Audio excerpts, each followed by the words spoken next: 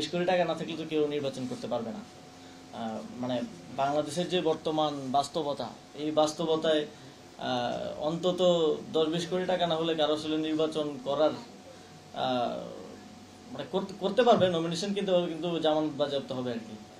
তো এই বাস্তবতায় তো আসলেই যাদের কাছে ওই কালো টাকা আছে তাদেরই মানে সুযোগ আছে আর কি নির্বাচনে অংশগ্রহণ করার। অথবা কাউকে যদি কেউ দেয়, আপনি আবার কারো থেকে টাকা নিয়ে যে নির্বাচন করবেন, নির্বাচিত হয়ে আসার পর তো আপনাকে তার স্বার্থ বাস্তবায়ন করতে হবে। যদি আজকে কোনো ব্যবসায়ী থেকে বা যদি অন্য যে কারো থেকে আপনি টাকা নিয়ে ইলেকশন করেন, তাহলে তো আপনাকে সেজন্য আমাদেরও বারবার চিন্তা করতে হয় যে ইলেকশন কি করবো নাকি করবো না, করলে কিভাবে করব, মানুষ কি টাকা ছাড়া ভোট দিবে কিনা, বা যেই বিদ্যমান কাঠামো, এই কাঠামোতে ইলেকশন করা আমাদের জন্য আসলে কতটুকু বাস্তবসম্মত। তো জোরান মামদানির কথা অনেকে বলেন যে সম্ভব, কিন্তু এটা এক্সেপশনাল কেস তো 300 আসনে ঘটা সম্ভব না। এটা হয়তো এই ইলেকশনে দেখবেন 2-1 জনের জন্য ঘটে যাচ্ছে, কিন্তু 300 জনের জন্য তো আর ঘটবে না। বা এই এক্সেপশনাল কেস দিয়ে তো আপনি সংখ্যাগরিষ্ঠতা নিতে পারবেন না, সরকার গঠন করতে পারবেন না। আমার যদিও রাজনৈতিক কথা বলা একটু মুশকিল, যেই পজিশন আমি হোল্ড করি সেটার কারণেই, তারপরেও মানে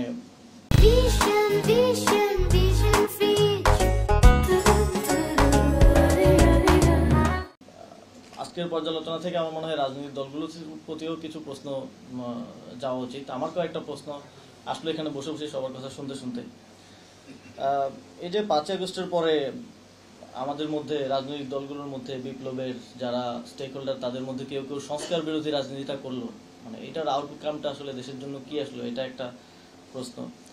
আরেকটা প্রশ্ন থাকে যে এই যে কেউ কেউ দেখলাম আমরা রিঅ্যাকশনারি পলিটিক্সে ঢুকে গেল, এবং এই রিঅ্যাকশনারি পলিটিক্সে ঢোকার মাধ্যমে তারা মুজিববাদী রাজনীতিকে আবার প্রাসঙ্গিক করে তুললো।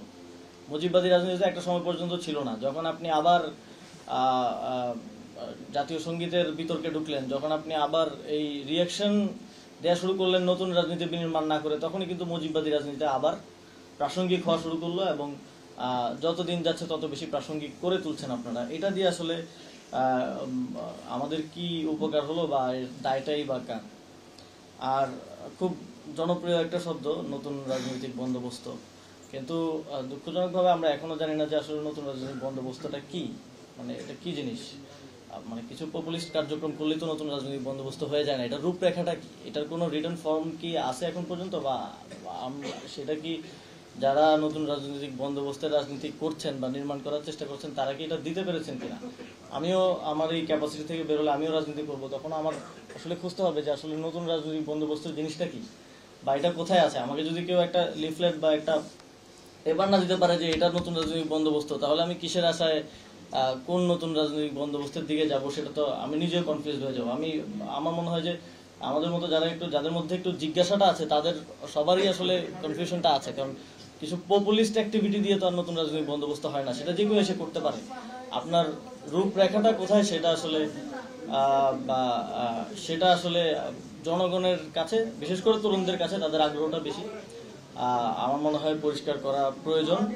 তো আজকে আর অনেক বড় আয়োজন, বড় আলোচনা হয়েছে, দীর্ঘ আলোচনা হয়েছে, আমিও অনেক কিছু শিখলাম, জানলাম, এবং বলার চেষ্টা করলাম। আপনাদের সবাইকে ধন্যবাদ, বিশেষভাবে বৈষম্যবিরোধী ছাত্র আন্দোলনকেও ধন্যবাদ, এবং আশা রাখি যে সামনের দিনে এই ধরনের আলোচনাগুলো হবে, ইন্টারাকশনগুলো চলমান থাকবে। ধন্যবাদ। আসসালামু আলাইকুম।